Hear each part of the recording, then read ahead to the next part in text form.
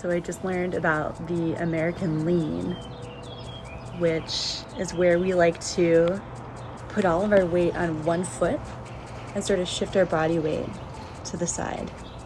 And apparently, the CIA is taught to unlearn the American lean, like people who work in the CIA, because it's a dead giveaway.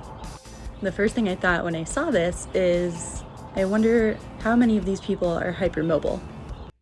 The reason I say this is because hypermobility is a condition where the ligaments are a little more stretchy than they're supposed to be. And so instead of holding our skeleton in the position that it likes to be in, where the bones are stacked on top of each other, like, ribs on top of hips, on top of knees, sort of thing, what happens is our pelvis will tilt. It'll tilt forward. The rib cage, if you notice, instead of being up tall, has shifted forward. Now, hypermobility doesn't mean that you're like extra stretchy all of a sudden. And for some people, it really does. Like they can, they pass the Bechtel scale and they can touch their thumbs back to reach their forearm, and they can touch the floor with their full palm without bending their legs at all. But those people are not the ones I'm talking about today.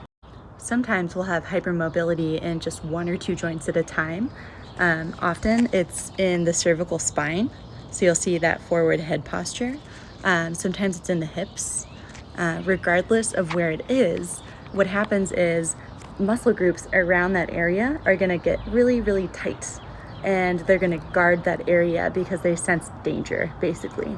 So imagine if you're hypermobile, you have kind of a slinky connecting your upper body to your lower body. It doesn't look very stable. When you ideally have your rib cage stacked on top of the hips in this stacked position where your ligaments are actually holding you in position, you have this 360 pressure in your core. And that protects us from SI joint pain, cervical spine pain, chest tightness, knots between the shoulders, breathing problems, snoring, lethargy, you name it. So when Europeans are looking at us and they see this American lean, it shouts at me that we don't have a lot of core stability here, keeping the skeleton where it's supposed to be. Because when it's done correctly, this should be very easy to hold. It actually takes like zero energy. That's why we are built that way, which is also why it's so frustrating when our body is here, because it causes a lot of aches and pains and exhaustion. If this also interests you, let me know. I can info dump all day, and I would love to, about the American lean.